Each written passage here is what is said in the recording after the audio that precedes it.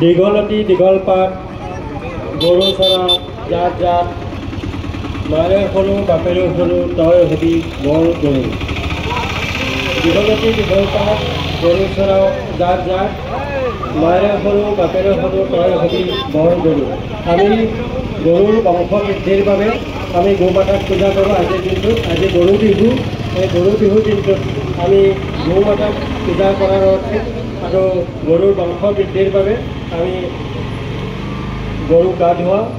গাঁৱত সাধাৰণতে নদী বিল আদিত গা ধোৱা হয়, কিন্তু আমাৰ ইয়াত যিহেতু নদী বহু দূৰ, সেইকাৰণে আমি আৰু আজিৰ প্ৰজন্মই গৰুক গা ধোৱা পৰ্ব চহৰৰ প্ৰজন্মই নাজানে।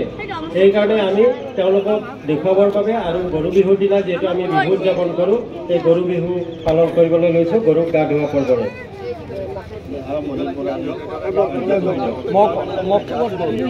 আমি আৰম্ভণিৰ আজি গৰু বিহুৰ আৰু আমাৰ বহাগী আদৰণিৰ আজি গৰু গা ধোৱা পৰ্ব এই অনুষ্ঠানটো প্ৰতি বছৰে ৰখা হয়।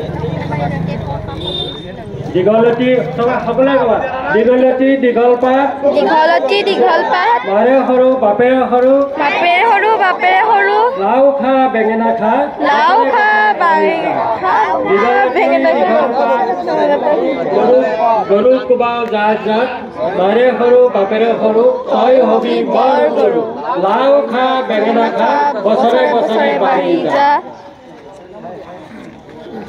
লাও বেঙেনা খুৱাই আমি দীঘলতি পাতেৰে গৰু চৰাই আৰু গা ধুৱাইছোঁ।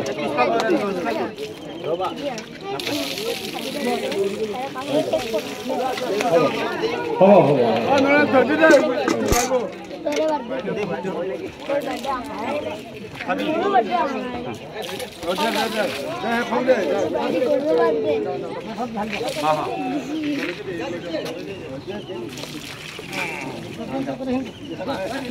দীঘলতি দীঘলপাত গৰু চৰাও জাক জাক সন্ধিয়াতে পঘা জুৰি আনো গৈ মই তৰা পাত।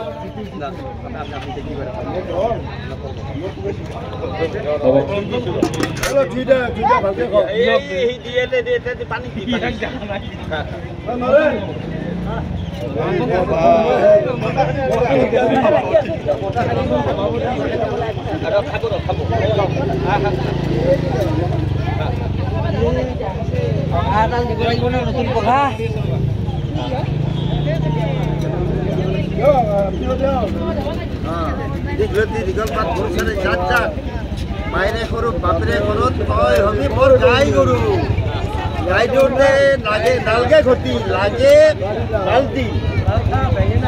লাও খা বেঙেনা খা বছৰে বছৰে বাঢ়ি যা।